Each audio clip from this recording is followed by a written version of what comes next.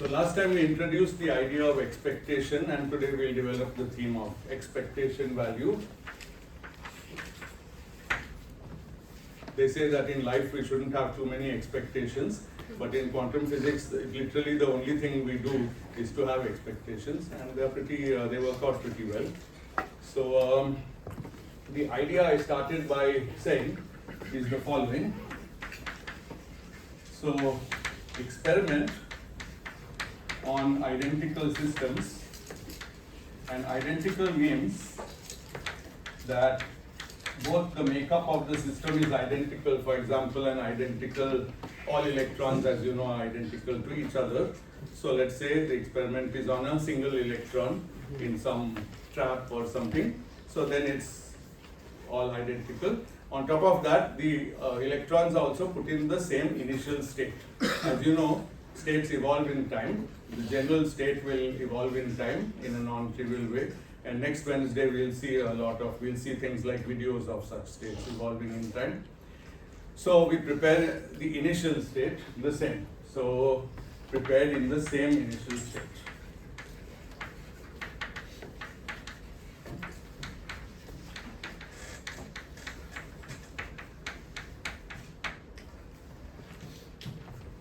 Of course, if it's in this state, at time t equals 0, then it will be in this state, psi of x and t, whatever solves the time-dependent Schrodinger equation for all time, until we measure something.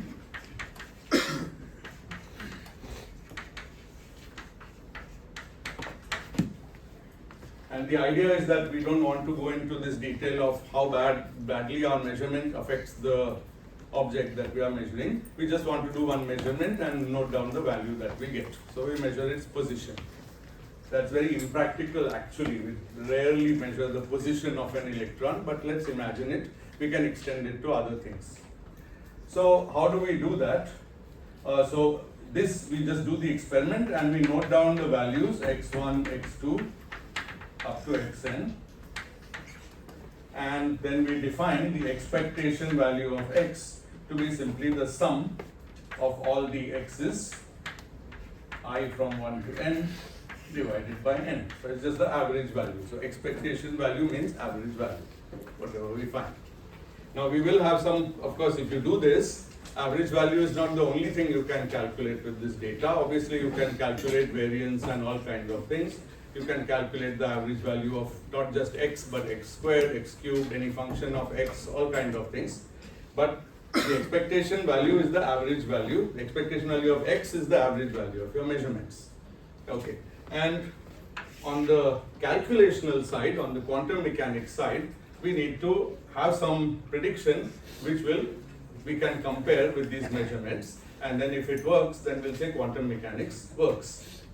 So on the quantum mechanics side, we have the wave function, and we know that the square is a probability density, okay, for the particle to be at the position x. If I weight the probability density with x itself and integrate over d3x, then I get the average value of x with this probability. It's just how probability works. To measure the average value of anything, you multiply the thing by the probability of finding that thing and sum over all possibilities. In this case, all possibilities for x are over all of space. As you know, I sometimes go back and forth between 1D and 3D just out of laziness of notation. Here we are doing it in 3 dimensions. And so this thing we can call x theoretical, and this one we call x experimental.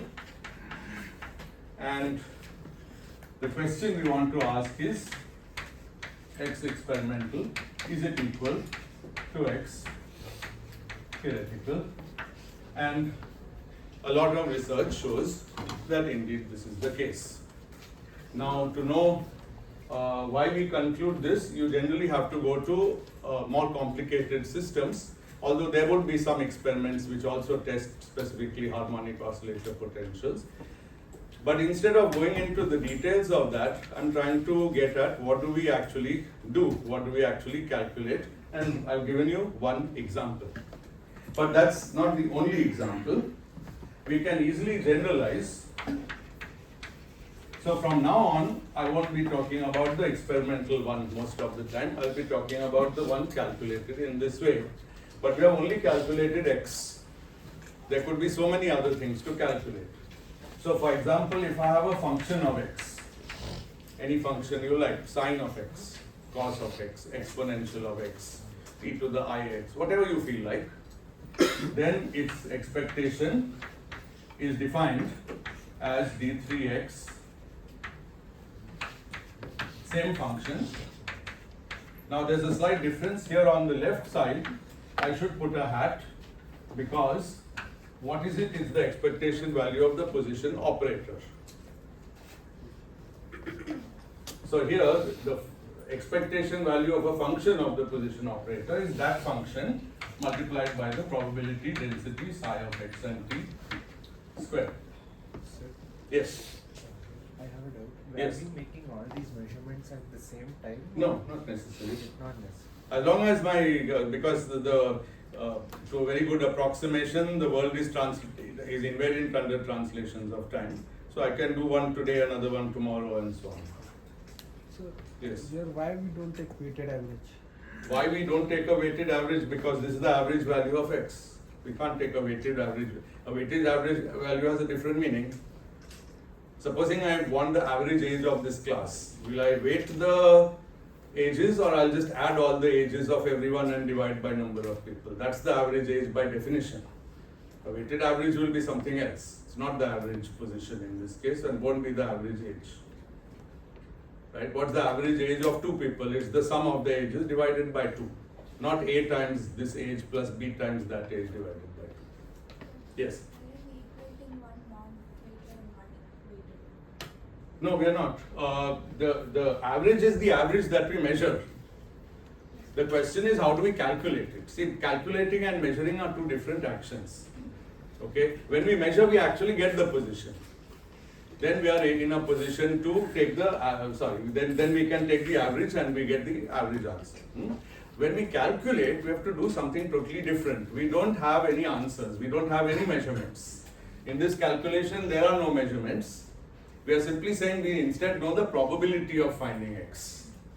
Okay. Now here also, you might ask something. Supposing I was very lazy and I chose n to be 3. I only make 3 measurements. Are these going to agree? So we should really imagine that I make an arbitrarily large number of measurements to get a statistically significant answer, and it's that average which should agree with this. Here, this is a theoretical calculation, but this we have already decided that it has the physical meaning of probability of finding the particle, and anything we do in quantum physics has to start with that assumption. We can't change it. So if this is the probability of finding the particle somewhere in this volume, then multiplying it by x and integrating is the average x by definition of probability. So it's two different things. One is we are measuring, one is we are calculating. When we calculate, we need to know the probability, because we can't calculation, we don't know the answers, right? I cannot actually calculate. In fact, we'll see that's important. I cannot, if you say that tell me x1 by a calculation, I cannot. Quantum mechanics doesn't have that knowledge. What only knowledge it has is the knowledge of averages. But we'll see that in some situations the knowledge is little better than we expected. Okay, so this is fine for functions of x. Now, not all averages are averages of x. What, for example, should be p? What should be h? The Hamiltonian. All of these averages should exist and I should be able to calculate them. All of them can be measured the same way as this. Instead of measuring x1 to xn, I measure the momentum each time, or I measure the energy each time. Up to me what I measure. In fact, energy is the most likely thing to measure, and because that's something that's very natural experimentally. But what should I calculate? So it should be d3x and then something. But what is the thing there? P of phi should be act on phi. Sorry, I should? We should use it on phi. I should use it on phi.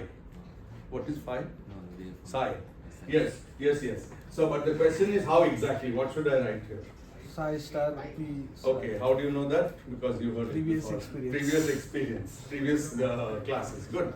So in fact, that's the correct answer. So let me give you the general answer, but I'll also give you a way to prove it if you're interested in proving it.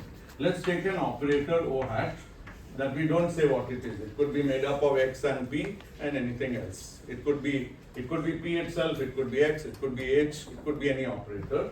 Then the statement is that the expectation value is psi of x and p, then O, and then psi star of x and t, then O, and then psi of x and t. So this kind of thing you can understand as a sandwich, where you have a wave function on both sides and you the operator in the middle. That's the rule. Okay. Why is this the rule? Well, I will give you one there are many ways to see it, but I don't want to go into abstract mathematics, but I can give you one calculation which immediately gives this result. For example, supposing I wanted P. Without knowing this sandwich rule, there's still a nice way to calculate P. What is it? Yeah, choose the alternative basis. Yes, choose the P basis. Since the wave function exists in the P basis, this must be equal to d3p p psi of P and P squared. Since there is such a choice of basis, we can just use the wave functions of that basis, and then this is obviously true. Okay. Now this is the same obviously as d3p psi star p t. I put p in the middle. It's just a number. I can put it anywhere. This is obviously the same. Now p is multiplying psi of p, and we have learned that when I Fourier transform this relation, this will go to psi of x and p will go to Iota h. minus I h bar d by dx. So not minus, this time plus. I forgot. P goes to, no, minus. P is minus I h bar d by dx. Yeah. So this is actually an identity that this is the same as psi star of x and t minus I h bar gradient psi of x and t. So this is an identity. To prove this identity, you simply have to take this psi of p and insert the relation which tells you psi of p in terms of psi of x. That's a Fourier transform. And you have to do it twice. You have to know how to do two integrals and you'll get this. Okay? In some sense, we gave some indication of this already in our early discussion of classical waves. But if this is too abstract for you, this is the rule, same as the sandwich rule. I just sandwich the operator between psi star and psi. So just use the rule. Okay? So this is an example where we can actually derive the rule very simply by doing a Fourier transform. This transform is very fundamental to understanding position and momentum, and really we cannot understand any mechanical system without knowing its position and momentum. Even if we are doing biology, we literally ask questions about the position and momentum of various cells and things that are in our system. So you cannot get away from it. Good. Okay. Now that we have these recipes, we are also in an excellent position to calculate uncertainties in a given state, because we just apply Variance. Sorry? Variance. Variance. So the uncertainty delta of any operator O is defined as the square root of O squared average minus O average squared. That we've already seen, and that's the variance or the uncertainty. That's what the uncertainty means. So what do I need to calculate the uncertainty? I need to calculate this and this. And now I've given you the formula for both. O squared is just the integral d3x. So I want to calculate always in x basis because it's the basis we all feel comfortable with.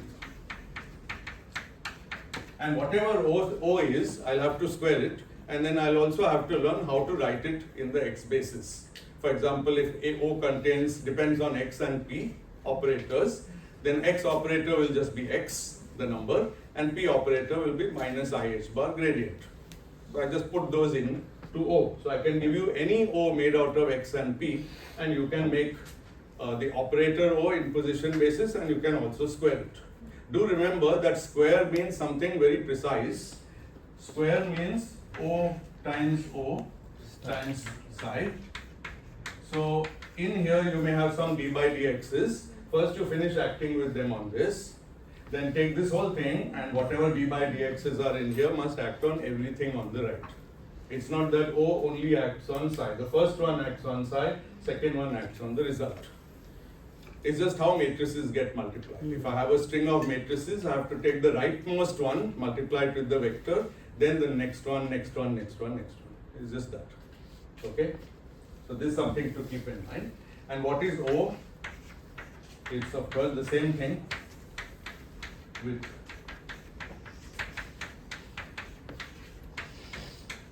only O inserted here. And with these two definitions, obviously I can calculate this. This one I will square after calculating and put it there. This one after calculating will go there. I'll take the square root and I have the uncertainty. So now we have a general rule. But nothing should be surprising to you, because we have been using these ideas from the beginning of the course talking about classical waves. This is what we were always thinking.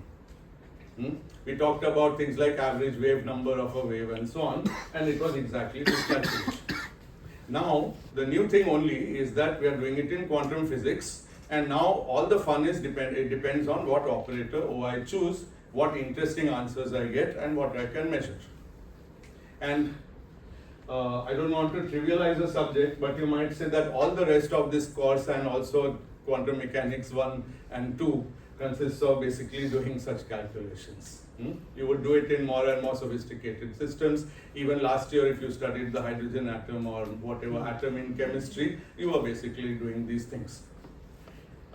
Now, the question we want to ask is, why should there be an uncertainty? Well, of course, the uncertainty principle tells me that if I do this calculation where O is X and where O is P in the same state, then the product should really be at least H bar by 2. Okay, so I do expect some non-zero uncertainties. But now we should face a question which we have hinted at few times. Can there be systems which have no uncertainty and some operator? Can some operator be not uncertain? And what operators or what states correspond to that? So energy in stationary state. So exactly what I am going to show. Now, notice that till now, psi of x and t was a generic solution. I never used any property of it except that it's normalized of the time dependent Schrodinger equation. If you have been forgetting, let's write the equation once anyway.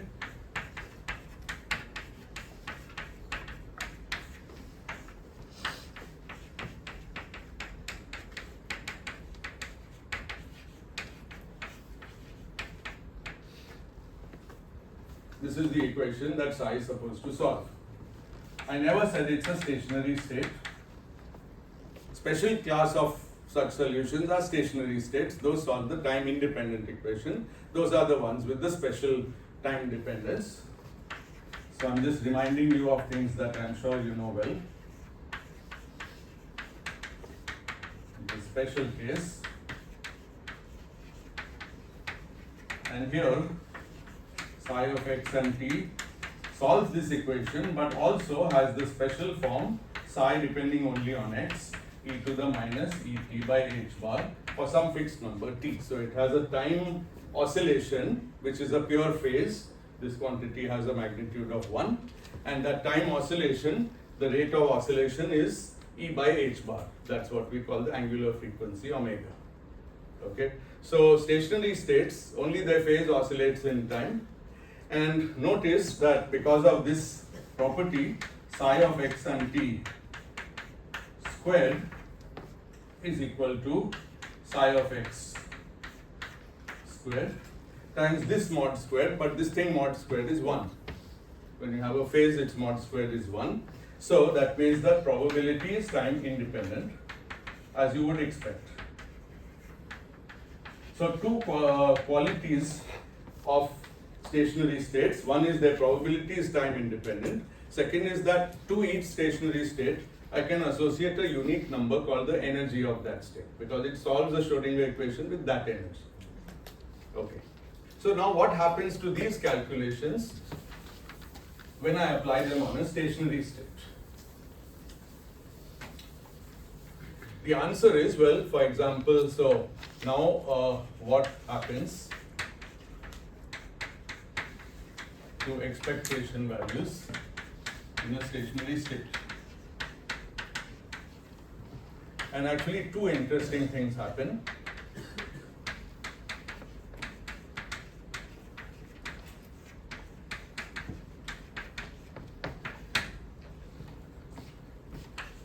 One, let's look at things like x, just as an example.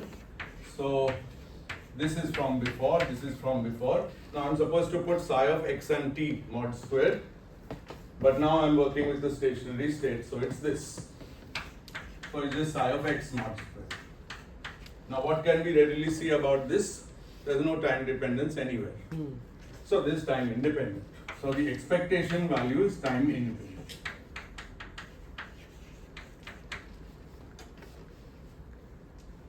So actually, yes, okay.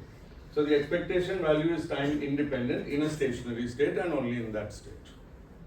Okay. There's a small subtlety which we won't go into. I could have considered an operator which explicitly depends on time. For example, I don't know, cos of t times x. Obviously, if I put a time dependence in the operator, then there will be a time dependence here and the answer will be time dependent. But as long as the operator is time independent and the state is stationary, the expectation value is time independent. So this is one property. And of course, you can see that any operator O here, it will be O psi star, O psi, same property. So also in general, for any time independent operator, O.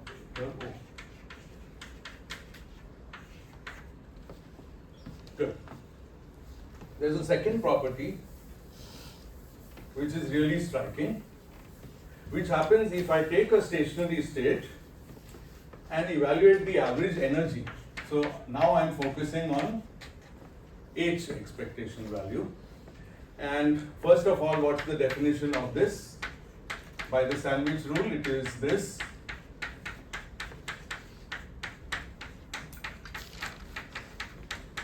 So we put H here, and H is that minus H bar squared by 2m and all those things acting on this. This is the definition.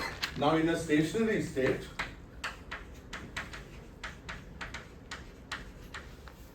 remember that H doesn't have any derivatives in time. It's only got d by dx. Okay, so it doesn't care about the time dependence here.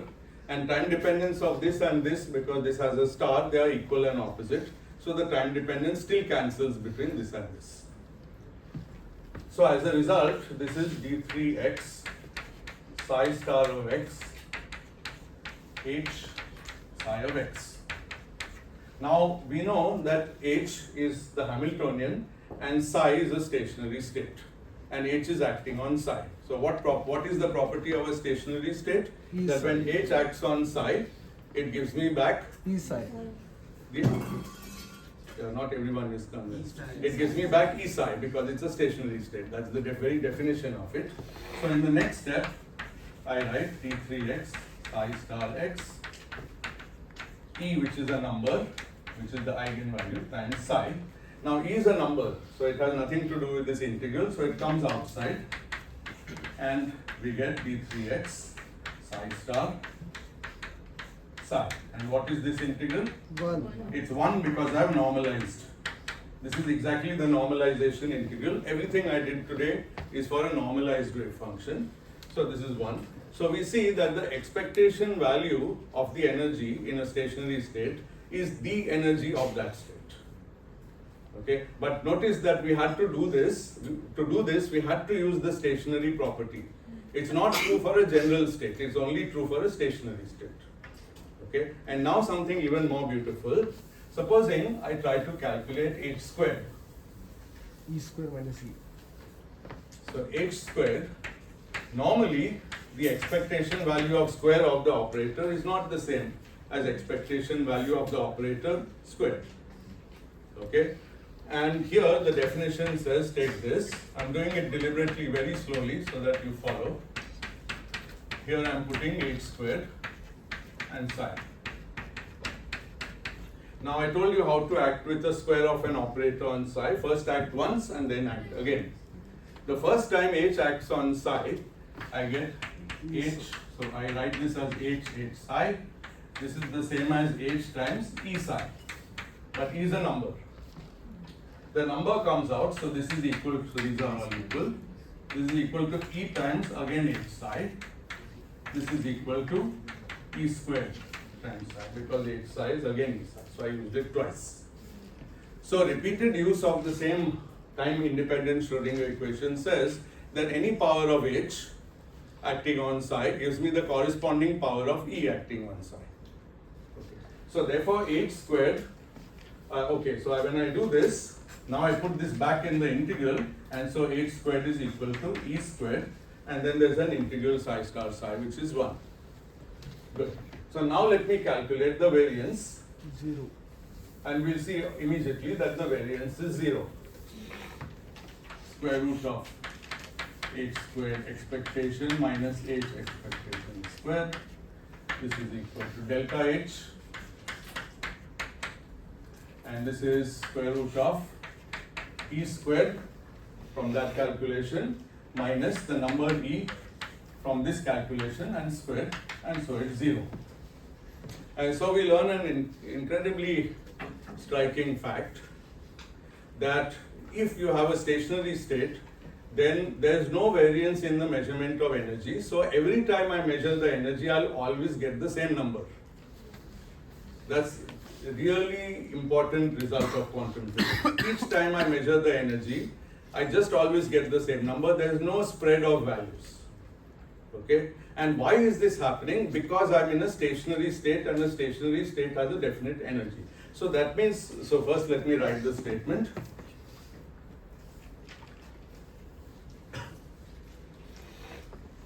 In a stationary state,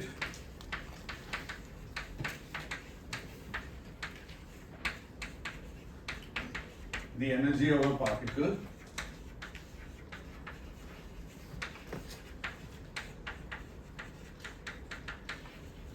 has no uncertainty.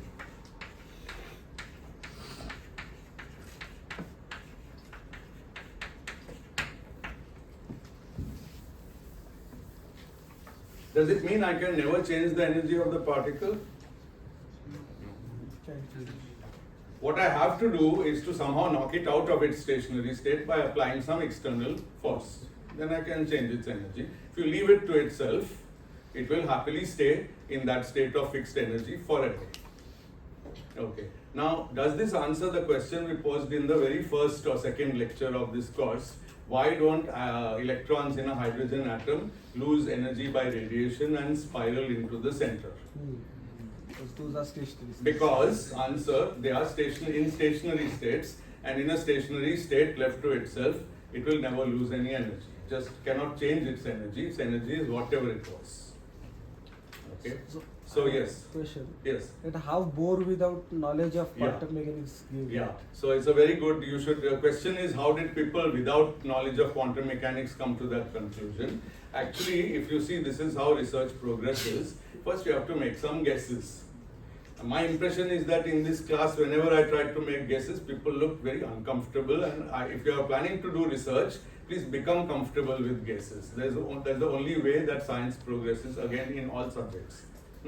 Now your guesses may be wrong. If Bohr's guess had been completely wrong, actually it is wrong in some sense, but it was a useful guess. If it had been complete nonsense, well, he wouldn't have been so famous, and so you can't hang up your whole life saying that I'm only going to make those guesses which make me famous. You might actually be famous for making a wrong guess which helped other people to get on the right track. It's a collective activity. It's not about any one person and their guess. So as soon as you accept that, guesses are good, but they must be checked. So Bohr made some guesses about how what orbits are allowed. He guessed that they are quantized. He had a lot of experiments already done which helped him to make the guess.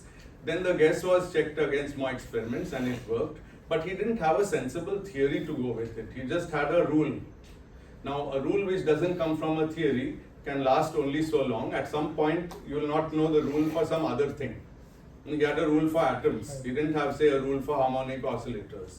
You can have so many potentials. Unless you have somebody, you can't really have that somebody makes a new rule for every system. We want one set of rules for all systems. And so quantum physics, which came later, actually found that there is a concept of stationary state. In fact, Schrödinger already realized it right in his very first paper. And because he knew about Bohr's hypothesis and all the previous knowledge, he must have been, I didn't know him so I can't confirm, but he must have been like, wow, this gives stationary states, this explains Bohr's theory, but unlike his rules, this is really a theory. This theory says start with the Schrödinger equation, just do whatever the equation tells you, and keep in mind there's an interpretation of the wave function as a probability. Actually, that also came later, that was also controversial, how to interpret the wave function. But finally, yes, this is what happened. Okay. So this is great. Now, there are two more results that we want to derive today, and we are getting there pretty well. Good. So one result, it involves just one mathematical step in integration, but I've left that for you as an exercise. And the idea is the following. Supposing I have two stationary states,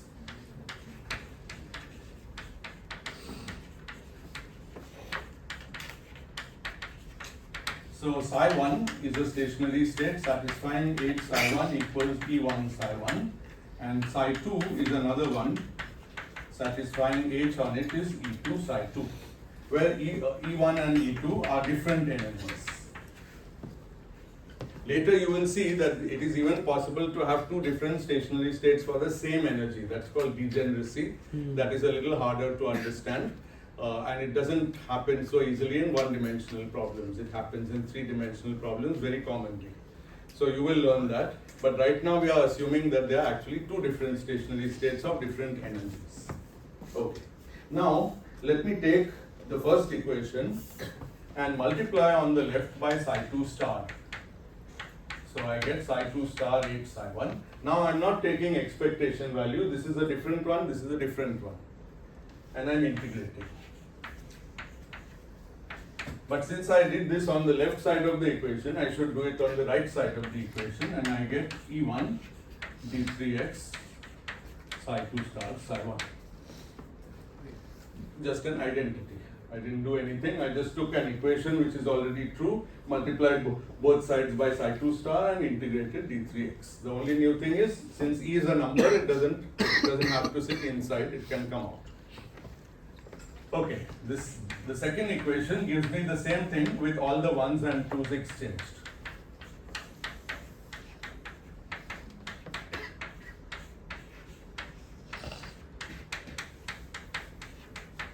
Good. What shall I do with this? Well, an interesting thing will happen if I take the second equation and take the complex conjugate of the whole equation. Okay. So complex conjugate. Now those of you who already know advanced quantum mechanics, I am not doing what is called Hermitian conjugate, I am doing complex conjugate. So H, which as you know is a real operator, it just has minus H bar squared over 2m gradient squared plus V of x, there are no i's in that. So H, nothing happens to H. I just complex conjugate everything inside.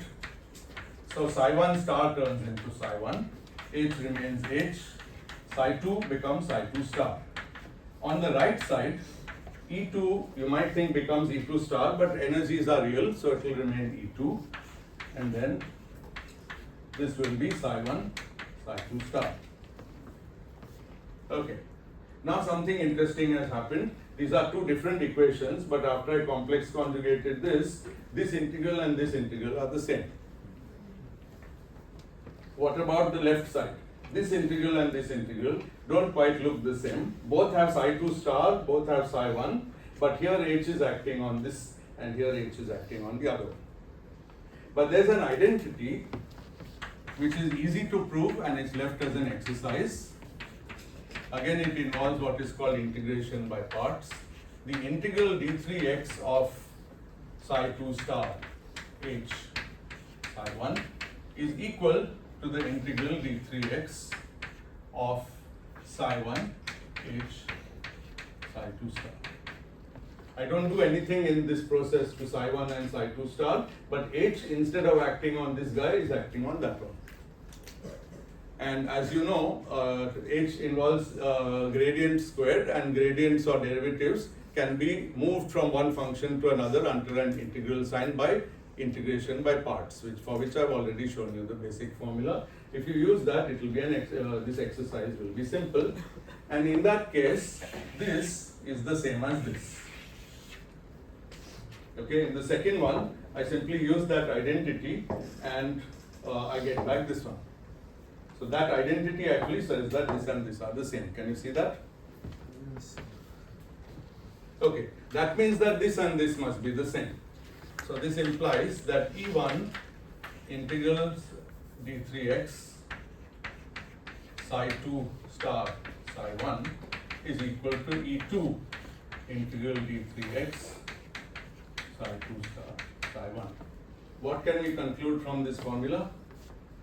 E1 times some integral is E2 times the same integral. Both integrals are 0.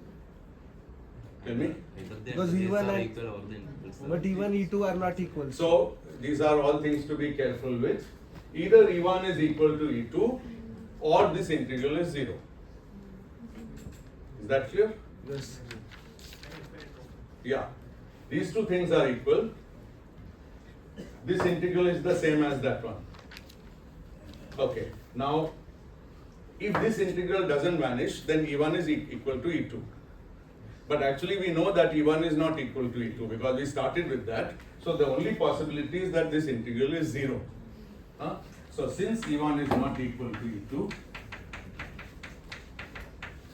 integral of psi2 star psi1 is 0. And we learn here a general lesson. Note that I have not used any particular system like free particle, harmonic oscillator or anything. If I have two stationary states with different energies, then this integral is 0. So let's give a name to this integral. It's called the overlap integral because it has a psi1, it has a psi2. Now in quantum physics, in the theory of complex vectors, the so-called inner product always involves one complex conjugation for the person on the left. So you can think of it, people think of it something like a dot product, very generalized to some infinite dimensional space. All these things are not for this course, but we'll just call it the overlap between the wave functions psi1 and psi2.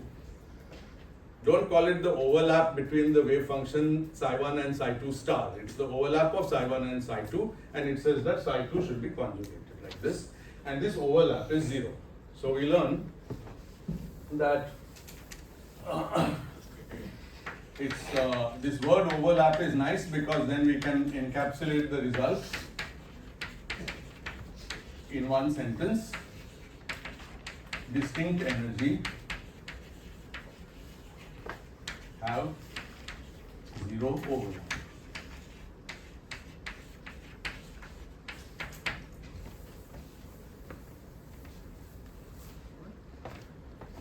And such states which have 0 overlap are also known as orthogonal. 0 overlap and orthogonal mean the same thing. Now you know that for vectors orthogonal means perpendicular. Here in some abstract sense we are thinking that psi1 and psi2 are perpendicular in some abstract space. Sir, Yes. I didn't get any of those. Yeah, I explained it twice, but let me do it once more. E1 times an integral is equal to E2 times the same integral. What do we deduce from that? You tell me.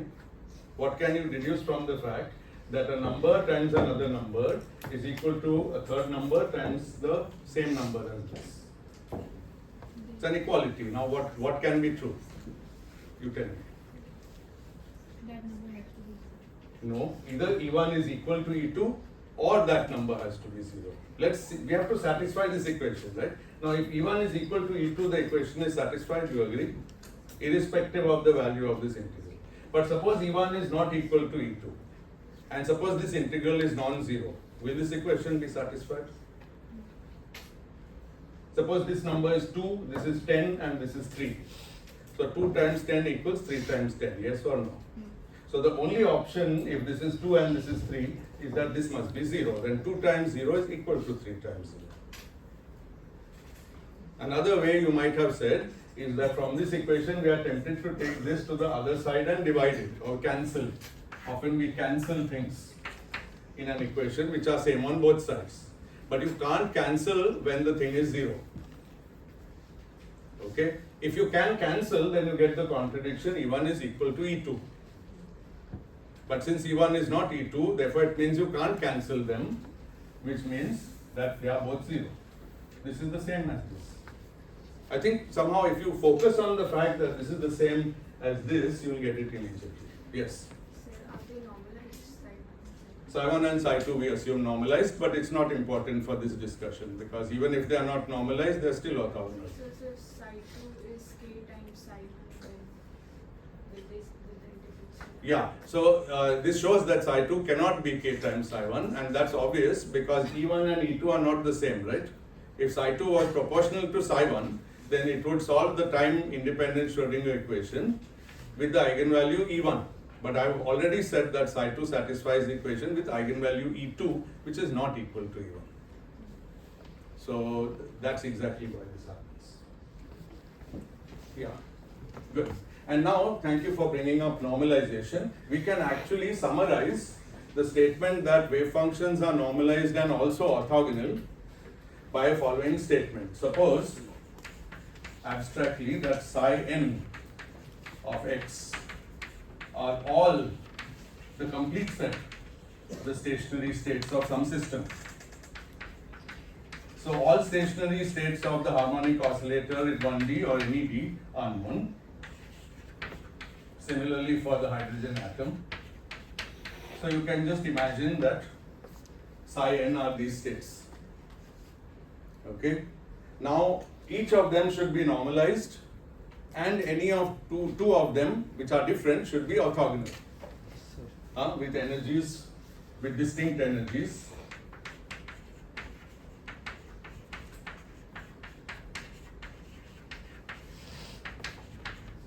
En.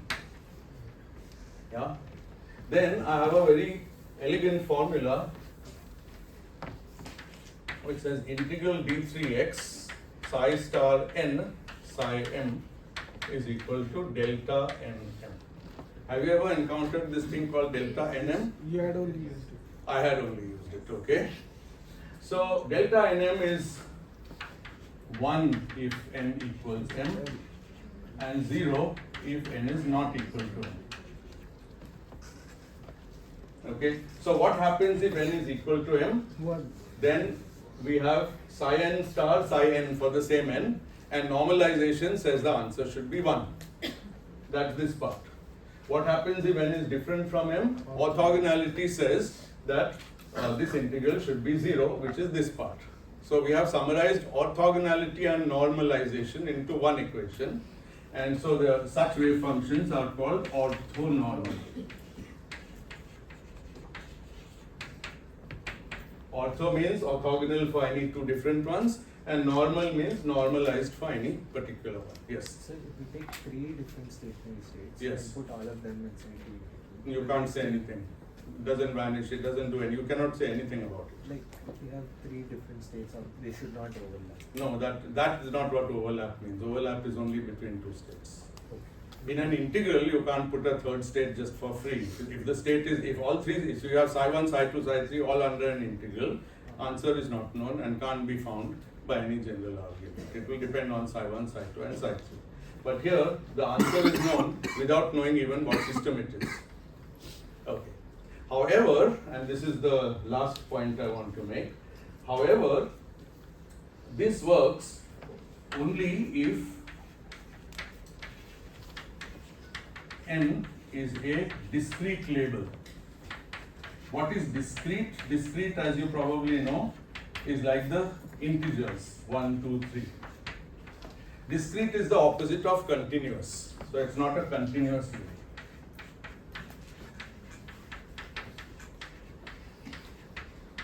And now we can immediately solve a mystery that has been bothering us for quite some time.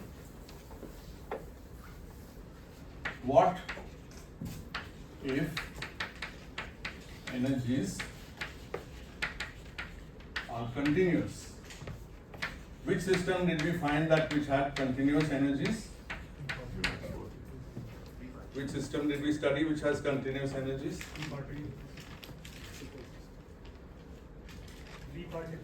Free particle is right. It's not the only system which has continuous energies, but it's certainly the simplest one. So in the free particle, for example,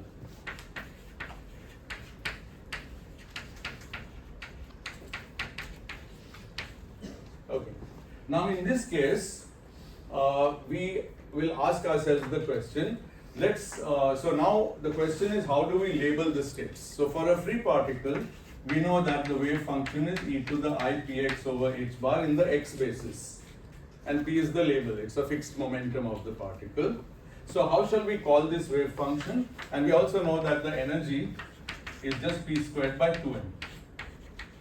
So I'm going to call the wave function psi of p. Not psi of p, but psi p. Psi p of x. P is the label which labels the energy, because once I know p, I know the energy. Okay. Now, how does this orthonormality condition work in such a situation? It actually breaks down in a very interesting way, but it answers our puzzle. What was our puzzle about this wave function? It's not normalized. It's not normalized. That's not normalizable. Okay. So let's try to look at the orthonormality condition. So what is, since we know the answer, we can evaluate the left side of that. So what is integral d3x psi star of p psi of q, two different momenta p and q? What is this overlap? If we know the overlap, we can think about it for p equals q and for p not equals q, and in one case we should get normalization and in other case we should get orthogonality. The same rule, but now I am applying it out of the place where I was originally using it. I was using it for a system with discretely spaced energy eigenvalues. Now I am asking how it works for continuous, but I don't know the answer in general, but I certainly know this wave function because it's the plane wave. It's the simplest wave you can have. It's the wave, literally the wave that is a basic object in wave mechanics. Okay. So this integral is easy to write. It's integral d3x. What should I write for this? Psi p star? E raised to minus iota. E to the minus ipx. And what should I write here? E to the iq x by h bar. So this is the integral d3x e to the I q minus p x by h bar. So the answer should be a function of q minus p. Yes. Because I'm integrating in x. Okay, I am not using 3 dimensions here, I think, so let's just use 1 dimension. Otherwise I have to just put a lot of vector signs. Okay. Do you know how to do this integral from minus to plus infinity? This integral. Okay, so some people have heard of this integral. It's a very famous integral. This is called the Dirac delta function. So this gives me something, there may be some factor, I'll put it in the notes, times the function delta of q minus p. Now this is called the Dirac delta, but it's a very strange object, and yet it's also a very natural object. What is its job? So what are its properties? Delta of q minus p is 0 if q is not equal to p, but it's infinite if Q is equal to P. And in the notes I have given a proper definition of the delta function. The problem is it's not a function because a function cannot take a value infinity. Okay, but it has a very important probability, a property that if I integrate this function, the area under it is 1. So let's think of it intuitively. Let's assume that this is the P axis and this is the value Q. So when P is equal to Q, here it's infinite, everywhere it's 0. So it looks like this is delta. And then here it shoots up all the way to infinity and then it's 0 there. You see, it's a kind of orthonormality, but because the index is continuous, it can only be have a value at one. It can only be non-zero at one value where Q is equal to P. Okay, but being non-zero there, it can't possibly have any integral. What would be the area under such a curve? It would be 0 if this was any finite height. So in order to be non-zero, it has to be infinite height. That's the way you should think of it. And you can also think of it as a limit. So what?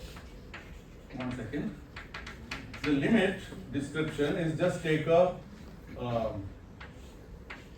like this, a function like this, okay, from minus a by 2 to a by 2 and with a height 1 over a. What is the area of this shaded area region? This is a times 1 by a, so it's 1. Now take the limit as a goes to 0. Of course, its area is 1 for all a, so the limit also will have area 1, but it will get thinner, thinner, higher and higher. Okay? And the conclusion from this is that for wave functions with a continuous spectrum,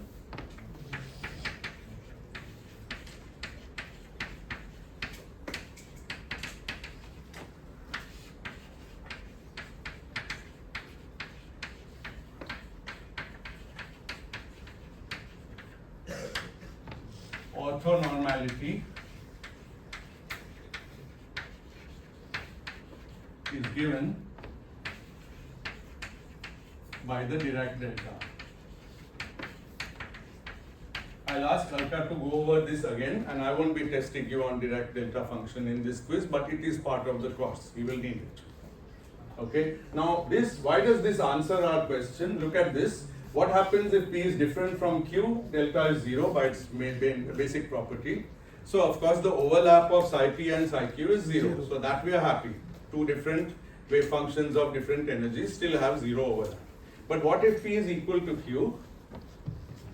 We get delta of 0. And what is delta of 0? It's the height of that thing. And what is that height? It's infinite. So now we know why this wave function was not normalizable. It's not normalizable because its orthonormal condition is a delta function. So it's a very clever function which gives me infinity for P equals Q, but in a controlled way. What you should really think is that it's just very peaked near P equals Q. It's something roughly, that it's a limit of things which are highly peaked. Just like the limit of this rectangle as it gets taller and narrower. Delta. And so they are always non-normalizable because the delta function has that property. But there's another way to say it, which is that they have delta function norm.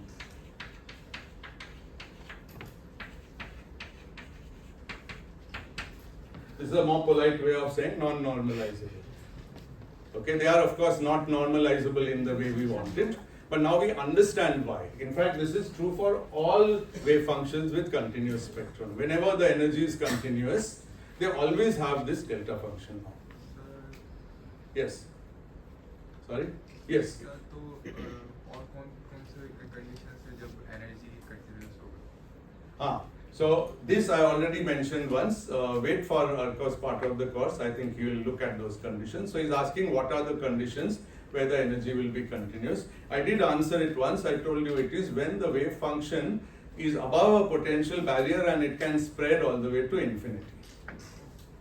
So I told you this in a previous lecture. So imagine a very general situation like this. Now supposing my energy is here. This is my potential. Now you see that the classical particle has enough net energy after subtracting the potential energy. So it has enough kinetic energy to take it to infinity, both that side and this side. Okay? In that situation, for these energies above this, all energies above this, it will have continuous energy eigenvalues and it will spread to infinity and it will have delta function norm. All those things will come as one package. And by the way, guess who told us this? Schrödinger in his first paper. He said, well, if it's here, it will have discrete energy eigenvalues. If it's there, the energy, it will have continuous eigenvalues. And why did he know this? Because he knew classical waves. It's the property of classical waves. Now, one more last thing to say is that this is somewhat similar to the potential of an atom. And you know that in an atom there are two possibilities. Either the electron is orbiting the nucleus or it is ionized and the electron is running away to infinity. So orbiting the nucleus are these discrete values, which are your atomic levels, and running away to infinity are those continuous values. That's the ionized atom that are described by those energies. Both are described by same Schrödinger equation. And those wave functions have delta function norm, and these wave functions have delta Ij norm, Kronecker delta norm. So there is non-bounded condition. Yes, so these are non-bounded, these are bounded. Now you may ask, what about the semi-infinite case? That's also very interesting. It can't go this way to infinity, it can go that way. Well, lots of things for you to do in the rest of your career, so we'll worry about it another day. Thank you. Thank you, sir.